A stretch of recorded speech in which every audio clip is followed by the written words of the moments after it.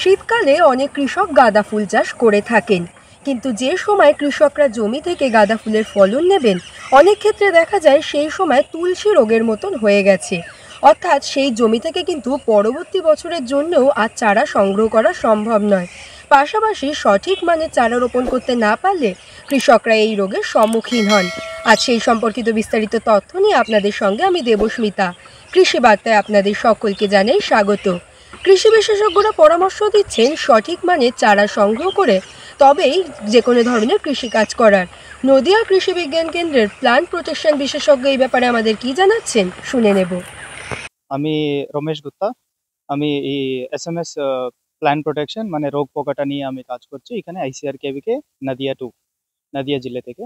আমরা মোটামুটি নদিয়া জেলে নালে পশ্চিমবঙ্গলে বেশি রোগ পোকাটা অনেক বেশি আছে কেন চাষির লোকটা অনেক বেশি, তাহলে মোটামুটি মানে একটা ডোগা পচা বেশি আপনি দেখতে পারি।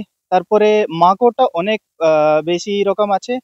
তারপরে এখন ফাইটোপ্লাজমা একটা এটা রোগ, এটা অনেক বেশি এসেছে। মানে পাতাগুলো আপনার তুলসী রোগটা আপনি মানে চাষির লোকটা বেশি করে বলে তুলসী রোগটা।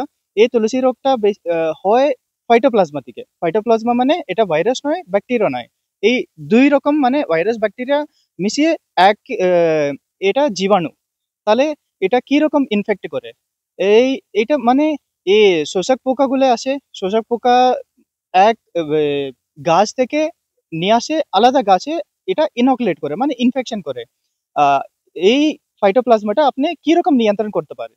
এই ফাইটোপ্লাজমাটা প্রথম যখন আপনি ডোগাটা মানে চারাটা নিয়ে আসে, তাহলে এই চারাটা একবার আপনি শোধন করতে হবে। চারাটা শোধন করার মানে এক জলের ভিতরে আমি দুটো ঔষধগুলো বলছেন।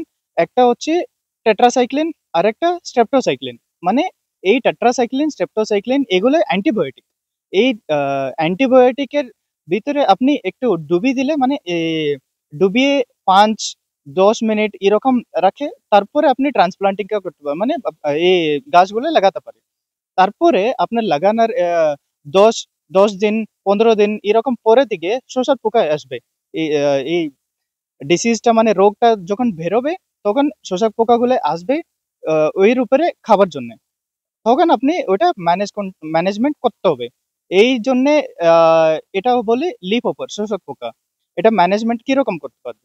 এই আপনার আমরা এই বাজার থেকে সুমিপ্রেমট নামে ঔষধ আছে, মানে পাইরিপ্রক্সিফেন প্লাস ফেনপ্রোপাথ্রিন। আরেকবার বলছি, পাইরিপ্রক্সিফেন ফেনপ্রোপাথ্রিন ঔষধ আসছে। এটা আপনি ব্যবহার করে নিয়ন্ত্রণ করতে পারবে। আরেকটা পোকা আছে মাকড়টা। এখানে মাকড়টা মানে সব জমিন থেকে এটা বেশি আসে লাল মাকড়টা। এই লাল মাকড়টা আপনি কন্ট্রোল করার জন্য দুটো কেমিক্যাল এখন বেশি ভালো করে চলছে। একটা হচ্ছে এখন আমি বলছিলাম পাইরিপ্রক্সিফেন ফেনপ্রোপাথ্রিন। এটা শোষক পোকা নেই মানে লাল মাকড়ের উপরেই ভালো করে কাজ করে। আরেকটা ঔষধ আছে স্পাইরোটেট্রামেট প্লাস ইমিডাক্লোপ্রিড। এটা আমরা বাজারে মুভেন্টো নামে এখন এটা বিক্রি করা হচ্ছে। এই দুটো আপনি ব্যবহার করে লাল মাকড়টা ভালো করে আপনি নিয়ন্ত্রণ করতে পারেন।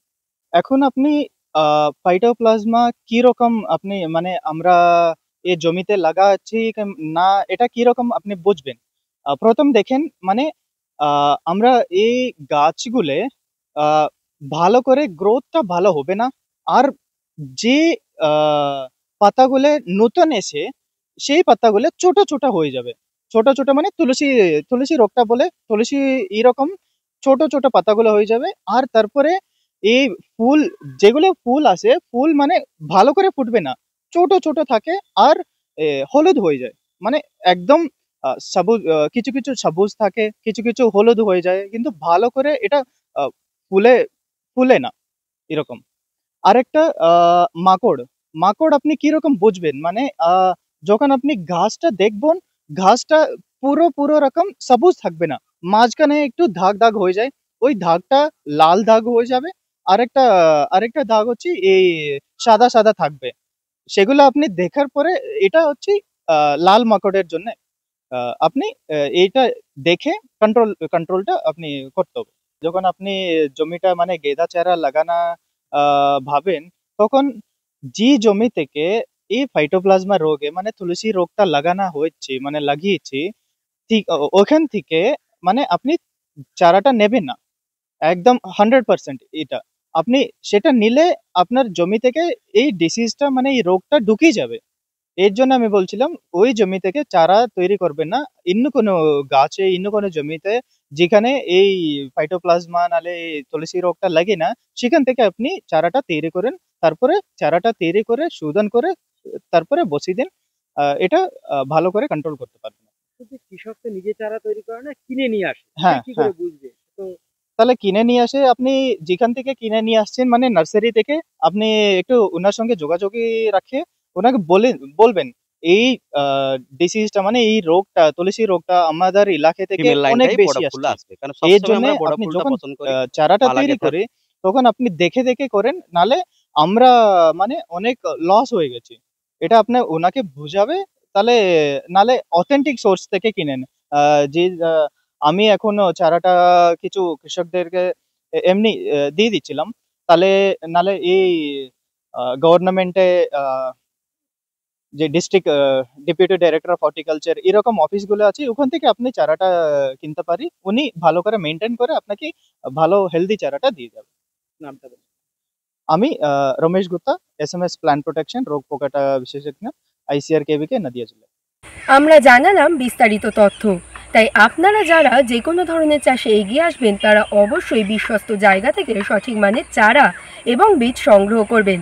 এরকম আরও নতুন নতুন তথ্য জানতে ফেসবুকে আমাদের কৃষিবার্তা পেজটিকে ফলো করে রাখুন এবং ইউটিউবে কৃষিবার্তা চ্যানেলটিকে সাবস্ক্রাইব করে বেল আইকনটি প্রেস করে রাখুন, যাতে সবার প্রথমে নোটিফিকেশনটি আপনার কাছেই পৌঁছে যায়। নমস্কার।